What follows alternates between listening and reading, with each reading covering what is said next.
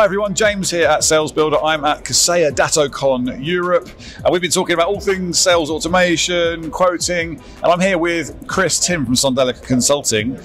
Whenever I run into you, Chris, I always have to try and grab a few minutes with you because obviously you've been working with MSPs and PSAs specifically for many, many years, lots of experience. So I thought today what we might do is try and get to the bottom of some of the mistakes that perhaps MSPs are making that they could have a look at when it comes to sort of PSA setup. So first of all, hello. How's the show going for you? Great show. It's always good to see you again, and always good to talk to you and see what you're up to. So yeah, that's a pretty good show. Yeah, so excellent. It has been, hasn't it? It's fairly full-scale thing, this, isn't it? Full-scale affair. It's a big one.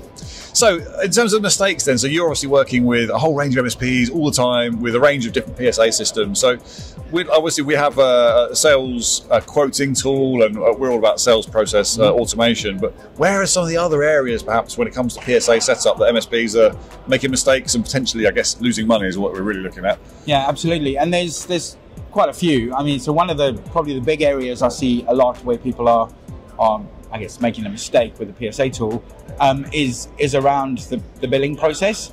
So around things like either not billing through the PSA tool at all. So things like not having the right costs in there, not having the right burden rates. Not billing at all. So how about, so they do that through another platform? Well, some people are not billing at all. Yeah, some people will just bill directly through QuickBooks or Xero or whatever the case might be. Yeah. And not have their contract set up properly in Autotask. So I'm seeing that a lot. And then I'm seeing also when people do have contracts set up in Autotask, a lot of the time they don't have the costs.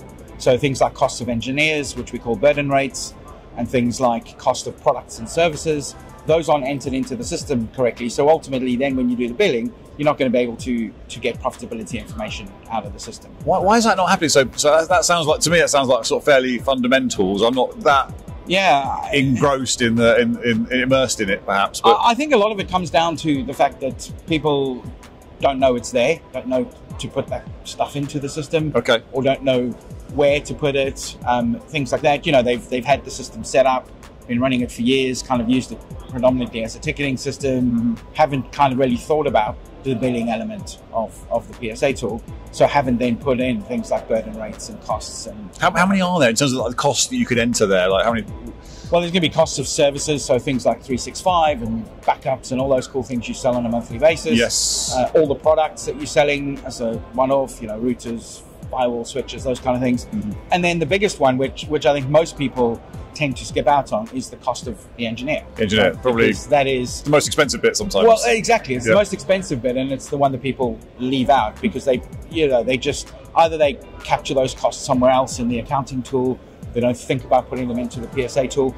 And a perfect example of why you would need that in there is, for example, if you were an engineer at say £40, euros, dollars, whatever it is per hour, and then you had a customer that was paying £400 a month. All it would take is you logging 10 hours of time against that customer's contract, and the contract would be zero, and you've got profitability. Yeah. Exactly. Okay. So without having that burden rate in there, you're never going to be able to tell that, right? Excellent. What you may have the cost of the products and the services, so you might kind of not be seeing it as 100% profitable. Yeah. But unless you have the burden rate in there, then you're going to be showing kind of no profitability at all. So top tip basically is make sure you get those costs in. Make sure you get those costs in. Make sure that you get the cost of the products and the services. Make sure you get all of those in. And of course the burden rates. Right. Sure. So that's probably mistake number one. Okay. Mistake number two I see a lot is around the kind of the sales process. So very few people, I wouldn't say very few, but a lot of people aren't using necessarily the sales process in the PSA tool either. So things like, they're quoting through, a third-party quoting tool and not bringing that information into the PSA tool. That's obviously our realm. So you're talking about those systems that aren't integrated together. Well, even if they are integrated, a lot of people just aren't actually turning on the integration to bring the opportunities into. Why is that a problem? Well, because I guess what you want to do is make sure that you're tracking that whole sales process through the PSA tool. Again, for profitability, so then you can have a ticket at the beginning, so you can see how much pre-sales time has been put against that opportunity, for example. So you want to have it in the PSA tool for that reason. And then just being able to track the whole opportunity management side of it. So things like, where is it in our pipeline? And I know, a lot of third-party tools allow you to kind of do that as well. Yeah, sure. But the PSA tool allows you to kind of track all of that information in the same place where you're going to be looking at your contracts and your service desk stuff. So, it's all in one tool, all under that kind of single pane of glass. Okay, very good. So keeping that in there. And then things like being able to, run a process that then kind of says, well, how do I get this from a quote into an invoice? And the last tip really that I see is, people using a PSA tool predominantly as a service desk. So they'll buy it, they'll just use the service desk element of it. Okay. Log tickets, create tickets, that kind of stuff, and not use any of the rest of the system. So, we talked about opportunity management, and we talked about contracts, and I see a lot of people just using the PSA purely as a ticketing system, and then it becomes the most expensive ticketing system you can ever use, right? If all you're going to do is log tickets through it and not do any of the other stuff that kind of comes around. And I guess this comes about because people are perhaps, you start off with a system as large as some of those PSAs are, and you want to just slowly ease into it, but then it's getting that full adoption. Do you see, how many MSPs would you say are sort of fully utilizing something like Autotask, the guys you work with? What's the what's the average utilization of a sort of PSA? That's a good question, and I think it depends. People who come through me, they're not utilizing it at all. Obviously, once they finished with an engagement with me, then I'm getting them to utilize the entire system, and that's why they're coming to a consultant to kind of help them to utilize the entire system. So this is like fresh deployment. This is like fresh deployment. Sometimes it's people who have MSPs who've been using it for a very long time, and they go, well, all we're using is the ticketing system. We need some help to help us use the rest, or we don't know what else we can do with the system. So can you show us and help us and guide us through what else we can do with the system?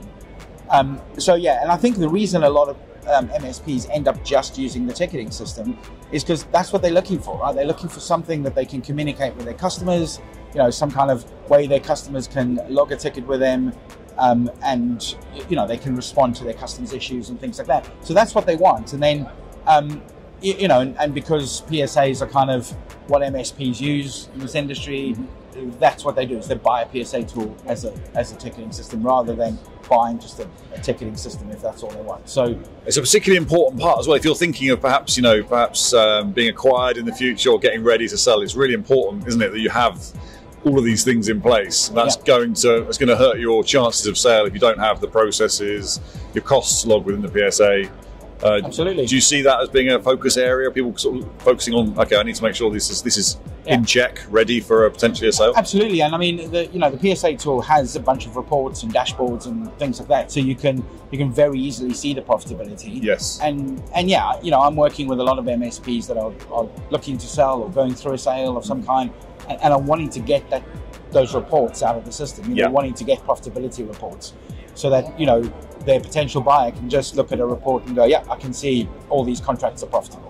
So whether you're looking to sell right now or you're just keeping it in mind, it's good practice. But even if you're not looking to sell, it's good practice, as you say, as an MSP. The reason we're in business is to be profitable, right? So you want to make sure that you're profitable. You want to make sure that you are profitable, and making sure as well, especially if you're a smaller company, I think profitability is vitally important at that point, because it's going to help you to understand whether you can bring on new people, how you're going to scale your business, all that kind of stuff. So you need to understand that profitability. You also need to know which customers are draining time, your engineers' time, which customers are logging the most tickets. If you don't know any of that information and it's not in the system and you're not reporting on it, then what's the point, really? Yeah, you're in a difficult place. Listen, I think that's a great point to end on. Listen, thank you so much. I love dipping into the wealth of experience that you have in this area. So if anyone's interested in getting in touch with you, perhaps they'd like some consulting services or some advice around PSAs, do you want to give us a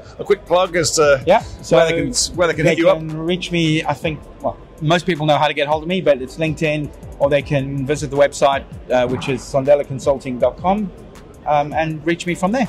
Thank you very much. We'll add a link to your website in our notes for the main video. And enjoy the rest of the show. Great, thanks. We'll see you around. Yeah, see you around. Thank you, man. Thanks, cheers.